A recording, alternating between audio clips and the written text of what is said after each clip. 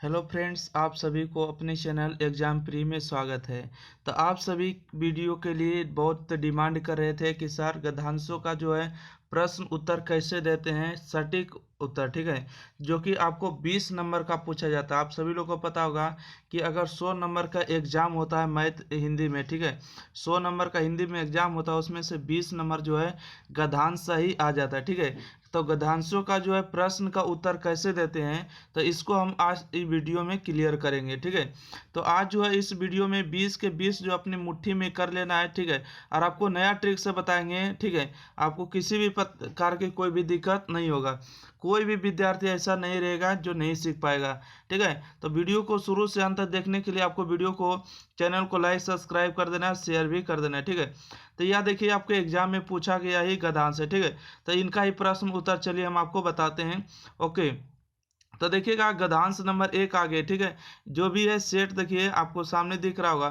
तो गद्यांश को देखिए आपको बनाने के लिए सबसे पहले थोड़ा सा पढ़ लेना है, ठीक है, कि खंडवा और विषयनिष्ठ प्रश्न है, ठीक है। यानी कि विषयनिष्ठ प्रश्न है। कहता है निम्नलिखित गद्यांशों में से किसी एक गद्यांश को पढ़कर नीचे दिए गए प्रश्नों के उत्तर, यानी कि प्रत्येक जो है 2 अंकों का होगा, ठीक है।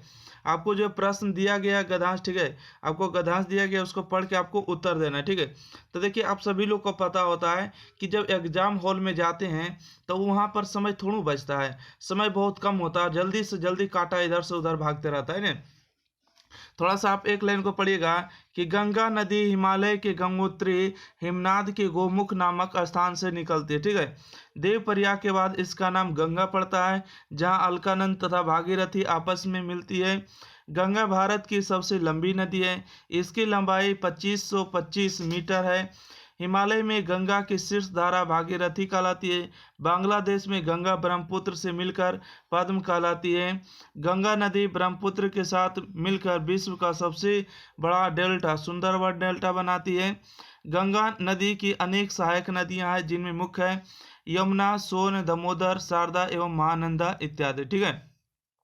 अब क्वेश्चन को पढ़ लिए हैं और क्वेश्चन को चलिए हम उत्तर देने आ रहे हैं, ठीक है। तो देखिए उत्तर आपको कैसे लिखना है ताकि आपको एक भी नंबर नहीं कटे। तो देखिए पहले प्रश्न कह रहा है कि गंगा नदी कहाँ से निकलती है, ठीक है। आपको उत्तर कैसे देना है, तो देखिए उत्तर आपको लिखने के लिए आपको देखिए यहाँ पर सबसे पहले दिया 1 नंबर, यहाँ पर देखिए खंडवा दिया, वस्तुनिष्ठ प्रश्न दिया, तो आपको वहाँ पर लिख देना है, इन दोनों लाइन को लिख देना और क्वेश्चन नंबर 1 कर देना है। और एक का आप लोग कितना दे रहे उत्तर उसको जरूर दर्शाइएगा, ठीक है। जैसे कि हम यहाँ पर लिखेंगे कि 1 नंबर है, ठीक है, 1 नंबर लिखेंगे और यहाँ पर एक के फर्स्ट करेंगे, ठीक है, यहाँ पर एक के फर्स्ट हो गया। और यहाँ पर जैसा ही लिखेंगे यहाँ पर उत्तर, ठीक है। और उत्तर में देखिए आपको क्या लिखना है, यहाँ क्वेश्चन पढ़िएगा, कहते हैं कि गंगा नदी कहाँ से निकलती है। तो यहाँ देखिए गंगा नदी हिमालय के गंगोत्री हिमनाद के गोमुख नामक स्थान से निकलती है, ठीक है। तो गंगा नदी कहाँ से निकलती है, तब हिमालय के, देखिए गंगा नदी जो हिमालय के गंगोत्री हिमनाद के गोमुख नामक स्थान से निकलती है, ठीक है। तो इसको लिखिएगा कहाँ से निकलती, कहाँ का जवाब हुआ गंगोत्री हिमनाद से निकलती, ठीक है। तो आपको उत्तर में ऐसा ही स्पष्ट लिखना है कि उत्तर यहाँ देखिए लिखिएगा, आंसर लिखना है तो आंसर लिख दीजिएगा, ठीक है, आंसर लिखिएगा। थोड़ा सा इसको हम कलम को चेंज करेंगे, ठीक है। और यहाँ पर देखिएगा आप लोग अच्छा से देखिएगा, ठीक है। यहाँ पर आप लोग को उत्तर कर देना है, ठीक है। और उत्तर कर देने के बाद यहाँ पर लिखना है कि गंगा नदी, ठीक है, उत्तर में लिखना है कि गंगा नदी जो है, गंगा नदी कहाँ से निकलती है, तो गंगा नदी हिमालय के गंगोत्री हिमनाद के गोमुख नामक स्थान से निकलती है। इतना लिखिएगा, अगर नहीं लिखे तो भी आपको कोई दिक्कत नहीं कि गंगा नदी जो है गंगोत्री हिमनाद से निकलती है, ठीक है। यहाँ लिखिएगा गंगोत्री हिमनाद से निकलते, ठीक है, हिमनाद से निकलते, ओके, निकलती है, लिख दीजिएगा इतना। अब क्वेश्चन नंबर 2 देखिए आपको कह रहा है, ठीक है। क्वेश्चन नंबर 2 में कह रहा है कि भारत की सबसे लंबी नदी कौन है। आपको यहाँ देखिए आपको लिखा हुआ है कि गंगा भारत की सबसे लंबी नदी है, ठीक है। तो यहाँ पर कुछ नहीं करना है, कौन जो दिया ना कौन को काट देना है और कौन के जगह पर गंगा नदी भर देना है, ठीक है। लिखना है यहाँ पर उत्तर में कर दीजिएगा। उत्तर में क्या लिखना है, लिखेगा भारत की सबसे लंबी नदी, ठीक है, भारत की भारत की सबसे लंबी नदी गंगा नदी है। ठीक है, उत्तर हो जाएगा, क्योंकि यहाँ पर आपको देखो स्पष्ट लिखा है कि गंगा भारत की सबसे लंबी नदी है। तो यहाँ पर लिखेगा कौन को है काट देना है और सब लिख देना है। भारत की सबसे लंबी नदी गंगा है। ठीक है, भारत की सबसे लंबी नदी गंगा है। यहाँ देखिए लाइन को, गंगा भारत की सबसे लंबी नदी। ठीक है, अगला है कि हिमालय में गंगा की शीर्ष धारा क्या कहलाती। तो यहाँ देखिए आप इस लाइन को पढ़िएगा। ठीक है, कि हिमालय में गंगा की शीर्ष धारा भागीरथी कहलाती है। ठीक है, तो यहाँ पर आपको सामने इस लाइन को दिख गया होगा। ठीक है, कि हिमालय में गंगा की शीर्ष धारा क्या कहलाती, तो क्या को आपको काट देना है और यहाँ पर केवल और केवल लिख देना है भागीरथी कहलाती। ठीक है, तो लिखिएगा उत्तर में हिमालय में गंगा की शीर्ष धारा भागीरथी कहलाती। ठीक है, इतना आपको लिख देना है। अगला है कि बांग्लादेश में गंगा को किस नाम से जाना जाता है। ठीक है, अगला प्रश्न है कि बांग्लादेश में गंगा को किस नाम से जाना जाता है। देखिएगा यहाँ आगे जब पढ़ेंगे थोड़ा सा, ठीक है, तो बांग्लादेश में गंगा ब्रह्मपुत्र से मिलकर पद्म कहलाते। ठीक है, तो यहाँ देखिए आपको स्पष्ट लिखा, क्या लिखे कि बांग्लादेश में गंगा को किस नाम से जाना जाता है, तो पद्म के नाम से जाना जाता है। ठीक है, पद्मा जो कह सकते हैं। ठीक है, पद्मा के नाम से जाना जाता है। ठीक है, तो इस लाइन को आपको भर देना है। ओके, आपको देखिए ऐसा नहीं कि अपने मन से कोई भी बता रहे हैं, आपको एग्जाम में पूछे गए प्रश्न है उन्हीं का ही उत्तर दे रहे हैं।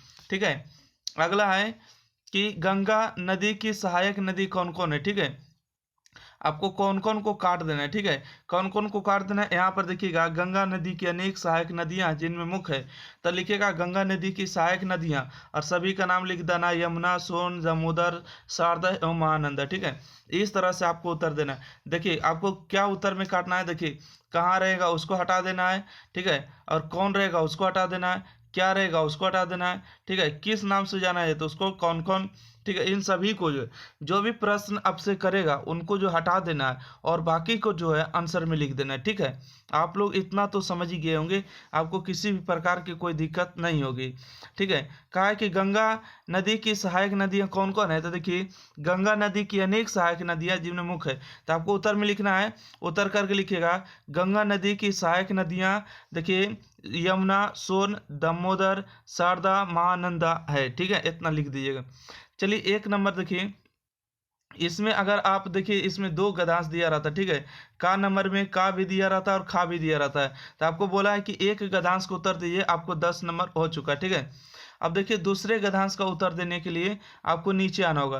देखिए अब इसका उत्तर नहीं देना है, क्यों नहीं देना है, तो आपको देखिए एक नंबर के गद्यांश में का वाला का उत्तर दीजिए या तो खा वाला का उत्तर दीजिए। ठीक है, दोनों में से आपको एक ही किसी का उत्तर देना है। ऐसा नहीं कि आपको इसका भी उत्तर दीजिएगा तो 10 नंबर मिलेगा, नहीं। अब क्वेश्चन नंबर 2 में बनाने से ही उत्तर देगा, परंतु आपको हम सिखाने के लिए आए हैं, तो आपको हम चारों के चारों गद्यांश इसमें बताएंगे ताकि आप सभी लोग आराम से सीख सकें। अगला देखिए गद्यांश पढ़ते हैं, कहते हैं कि केदारनाथ अग्रवाल का जन्म 1911 ईस्वी में उत्तर प्रदेश के बांदा जिला में हुआ था। ठीक है, अब यहाँ से देखिए गद्यांश को थोड़ा सा बड़ा कर लेते हैं और यहाँ पर देखिएगा, यहाँ पर क्वेश्चन आपको दिख रहा होगा केदारनाथ अग्रवाल का जन्म कब हुआ था, तो देखिए कब को आपको केवल और केवल हटा देना। ठीक है, लिखिएगा केदारनाथ अग्रवाल का जन्म कब हुआ था, तो लिखिएगा सन 1911 ईस्वी में हुआ था। ठीक है, आपने जो कब को हटाए हैं, कब के स्थान पर भर देना है, सन 1911 में हुआ था। ठीक है, इतना भर दिएगा। आपको सेम टू सेम प्रश्न को लिखना है। ठीक है, इतना है तो सेम लिख देना उत्तर में। उत्तर में कैसे लिखेगा, तो थोड़ा सा इसको हम बड़ा करते हैं और इसके बाद हम आपको लिखा के बताते हैं। ठीक है, देखिए कैसे लिखेगा, लिखेगा केदारनाथ। ठीक है, के दकर द र न थ। ठीक है, केदारनाथ देखिएगा अग्रवाल। ठीक है, अग्रवाल अग्रवाल का जन्म। ठीक है, केदारनाथ अग्रवाल का जन्म, ये देखिए कब है, तो कब को हटा देना और कब के लिखना है सन। ठीक है, सन, ओहो एक मिनट, देखिएगा लिखिएगा सन 1911 ईस्वी। ठीक है, ईस्वी में हुआ था लिख दीजिएगा। ठीक है, आपको इसी तरह से प्रश्नों के उत्तर देना है। ठीक है, कहाँ नहीं पूछा इसलिए बांदा जिला का उत्तर नहीं देना, कब पूछा, कब मतलब डेट बताना है। ठीक है, हो गया। अब देखिए क्वेश्चन नंबर 2 बढ़ते। ठीक है, क्वेश्चन नंबर 2 में पढ़ेंगे, क्वेश्चन नंबर 2 में देखिए, क्वेश्चन नंबर 2 में पूछा है कि केदार बाबू की शुरुआती शिक्षा कहाँ से हुई। ठीक है, आपको केवल और केवल कहाँ से काटना। ठीक है, तो देखिएगा केदार बाबू की शुरुआती शिक्षा अपने गांव के कस्मिन में ही हुई थी। ठीक है, कमसीन में ही हुई थी। ठीक है, तो यहाँ से देखिए आप इस लाइन को अगर बढ़िया से पढ़िएगा तो लाइन मिल गया कि केदार बाबू की शुरुआती शिक्षा कहाँ से हुई थी, तो कहाँ से आपको हटा के लिख देना है। केदार बाबू की शुरुआती शिक्षा जो है अपने गाँव कमसिन में ही हुई थी, ठीक है। तो आपको केवल और केवल इतना ही भरना है, ठीक है, कि अपने गांव कमसिन में ही हुई थी, ठीक है। आपको उत्तर लिख देना है। अब देखते हैं क्वेश्चन नंबर 3, देखिए आपको क्या पूछा, ठीक है। क्वेश्चन नंबर 3 में पूछा है कि केदारनाथ अग्रवाल के माता पिता का क्या नाम था। देखिए पहले आपको माता का नाम है, उसके बाद पिता का नाम है, ठीक है। क्या को हटा देना है, ठीक है। तो आपको क्या लिखना है कि केदारनाथ अग्रवाल के माता पिता का नाम, ठीक है। तो यहाँ से देखिएगा इनका माता का नाम था घसीटो, ठीक है। तो यहाँ पर लिखिएगा केदारनाथ अग्रवाल का माता पिता का नाम, ठीक है। यहाँ पर जैसे वैसे ही हु बहु लिखना है, ठीक है। आपको किसी भी प्रकार की कोई दिक्कत नहीं है, आपको जैसे सामने दिख रहा है वैसे लिखना है कि केदारनाथ अग्रवाल के माता पिता का नाम क्या था, माता का नाम था घसीटो, पिता का नाम था हनुमान प्रसाद था, ठीक है। आपको क्या को हटा देना है, बाकी आपको आंसर इसी तरह से बनाना है, ठीक है। अगला क्वेश्चन आप आगे पढ़ेंगे। अगला क्वेश्चन में देखिए पूछा है कि केदारनाथ अग्रवाल के पिता किस भाषा के कविता लिखते थे, ठीक है। यानी कि केदारनाथ अग्रवाल के जो पिता थे वो जो है कौन भाषा के जो है कविता लिखते थे।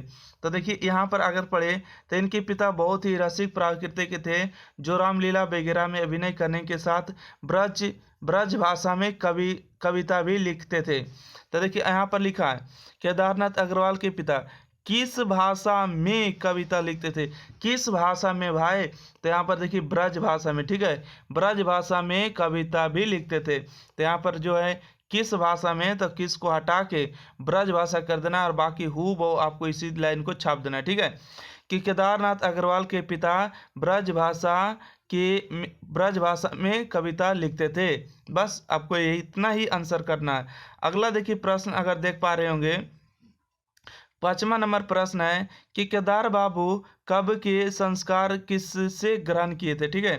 केदार बाबू कब के संस्कार किससे ग्रहण किए थे। तो यहाँ पर देखिए आपको अंतिम लाइन में मिल रहा होगा, ठीक है। क्या मिल रहा है कि केदार बाबू ने कब के संस्कार अपने पिता से ही ग्रहण किए। तो देखिए केदार बाबू कब के संस्कार किससे ग्रहण किए, तो किससे के हटा देना। और केदार बाबू ने कब के संस्कार जो अपने पिता से ग्रहण किए, तो किससे ग्रहण किए थे, तो किससे के जगह पर अब केवल और केवल अपने पिता भर देना, ठीक है। क्या भर देना, तो अपने पिता से ग्रहण किए थे, ठीक है, अपने पिता। अब देखिए क्वेश्चन का आंसर सटीक हो चुका, आप पढ़िएगा केदार बाबू कब के संस्कार अपने पिता से ग्रहण किए थे, बस उत्तर हो गए। तो यहाँ पर आप सामने देख रहे होंगे 1 2 3 4 5, हर एक क्वेश्चन जो आपको 2 नंबर के, तो 2 गुने 5 करिएगा तो 10 नंबर, ठीक है। तो यहाँ से आपको 10 नंबर मिल जाएगा। अगला हम गद्यांश अगर देखें, ठीक है, गद्यांश नंबर 2, ठीक है। यहाँ पर देखिए गद्यांश आपको दिया रहेगा 4 गो, ठीक है। 4 गो बोलिएगा कैसे दिया रहेगा, थोड़ा सा ध्यान दीजिएगा, ठीक है। आप कहिएगा कैसे, तो एक जो रहेगा तो एक में का भी दिया रहेगा और खा भी दिया रहेगा। तो इन दोनों में से आपको एगो ही किसी का बनाना है, और 2 नंबर में भी दिया रहेगा का और खा, ठीक है। तो इन दोनों गद्यांशों में से एक का ही बनाना है, आपको 20 नंबर का आएगा। अगर का बनाते हैं तो 10 नंबर, अगर 2 का बनाते हैं तो 10 नंबर। आप चाहेंगे कि नहीं सर हम 2 के जो है एक के खा बनाएंगे और 2 के का बनाएंगे, फिर भी 10 नंबर और 10 नंबर। कहेंगे कि नहीं सर हम 1 के जो है का बनाएंगे और 2 के खा बनाएंगे, फिर भी 10 नंबर मिलेगा। कहेंगे कि नहीं सर हम 1 के खा बनाएंगे और 2 के खा बनाएंगे, फिर भी 10 नंबर। परंतु कभी भी 1 के का और खा बना दीजिएगा तो 20 नंबर नहीं मिलेगा, ठीक है। यहाँ पर देखिए क्वेश्चन चेंज हो चुका है, ठीक है। और कभी भी 2 के का और खा बना दिएगा तो 20 नंबर नहीं मिलेगा। उम्मीद है कि जो हम आपको समझाना चाह रहे हैं समझ गए होंगे कि क्वेश्चन नंबर 1 का एक गद्यांश बनाना है, क्वेश्चन नंबर 2 का एक गद्यांश बनाना है, ठीक है। एक का उत्तर देना है तभी आपको 10 नंबर मिलेगा। देखिए यहाँ पर कहा है कि निम्नलिखित गद्यांशों में से किसी एक गद्यांश को पढ़कर नीचे दिए गए प्रश्नों के उत्तर दे।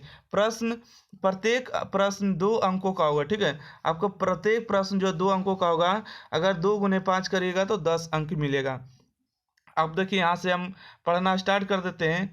अब पढ़ना स्टार्ट क्या करेंगे, थोड़ा सा क्वेश्चन भी नज़र डालते रहेंगे, ठीक है, तभी आपको ज़्यादा से ज़्यादा समझ में आएगा। देखिए प्रश्न 1 का उत्तर जो है, ठीक है, कहते हैं पृथ्वी के साथ कौन सूर्य का परिभ्रमण करता है, ठीक है।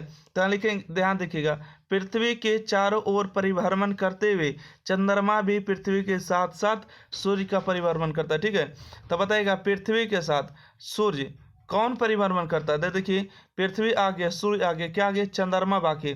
तो देखिए यहाँ पर लिखिएगा चंद्रमा, क्या, देखिए यहाँ पर चंद्रमा भी साथ है। ठीक है, यहाँ पर उत्तर लिखिएगा कि पृथ्वी के साथ कौन यानी कि सूर्य का परिक्रमण करता है। लिखिएगा पृथ्वी के साथ चंद्रमा भी पृथ्वी के साथ साथ सूर्य का परिक्रमण करता है। ठीक है, चंद्रमा भी पृथ्वी के साथ साथ सूर्य का परिभ्रमण करता है। ठीक है, तो इतना लाइन को लिख दिएगा तो आपको लाइन सटीक हो जाएगा कि पृथ्वी के साथ कौन परिभ्रमण करता है। तो कौन को आपको काट देना है और लिखना है पृथ्वी के साथ चंद्रमा भी पृथ्वी के साथ साथ सूर्य का परिभ्रमण करता है। ठीक है, अगला क्वेश्चन देखिए, 2 नंबर क्वेश्चन। ठीक है, एक प्रश्न बनाएगा 2 नंबर। अगला है कि कितने दिनों के महीने होते हैं। तो देखिएगा यहाँ पर देखिए इस लाइन को अगर पढ़िएगा तो आपको पता चलेगा, और अगर ये नहीं पता चला तो यहाँ देखिए पूरे लाइन को पढ़िए। कहते हैं सामान्यतः 30 दिनों के महीने होते हैं। तो बोला कितने दिनों के महीने होते हैं। तो देखिए आप सभी लोग जानते होंगे कि जनवरी का जो महीना होता है 31 होता है, फरवरी का महीना जो होता है 28 या कभी कभी 29 का होता है, अगला होता है 30 के, अगला होता है 31 के, 30 के, 31 के। तो सामान्यतः जो बात करें तो 30 दिन का महीना इसको माना गया है। ठीक है, तो यहाँ पर लिख दीजिएगा कि कितने दिनों के महीने होते हैं। तो कितने को काट देना और लिखना है सामान्यतः 30 दिनों। यहाँ देखिए 30 दिनों के महीने होते हैं। ठीक है, इस तरह से आप लिख दिएगा, उत्तर आपको 2 नंबर मिल जाएगा। तो लिखिएगा सामान्यतः 30 दिनों के महीने होते हैं। ठीक है, अगला हम क्वेश्चन अगर आगे बढ़े, क्वेश्चन नंबर 3। ठीक है, क्वेश्चन नंबर 3 देखिएगा, क्वेश्चन नंबर 3। ठीक है, कहते हैं कि 30 दिनों में कितने पक्ष होते हैं। तो देखो वो यहाँ लिखा है 30 दिनों में 15 दिनों के 2 पक्ष होते।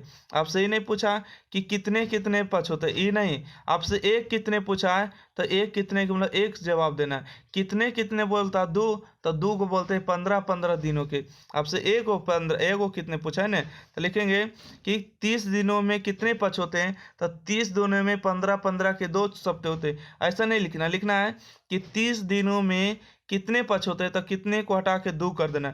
30 दिनों में 2 पक्ष होते हैं। ठीक है, यहाँ पर केवल और केवल, यहाँ पर ध्यान से अगर देख पा रहे होंगे तो यहाँ पर अच्छा से देखा रहा होगा कि यहाँ पर देखिए कितने पक्ष होते हैं, 2 पक्ष होते हैं। ठीक है, 30 दिनों में 2 पक्ष होते हैं और 15 दिन के होते हैं। ठीक है, तो इसका आंसर आपको इस तरह से सटीक देना है। आप सामने देख रहेंगे।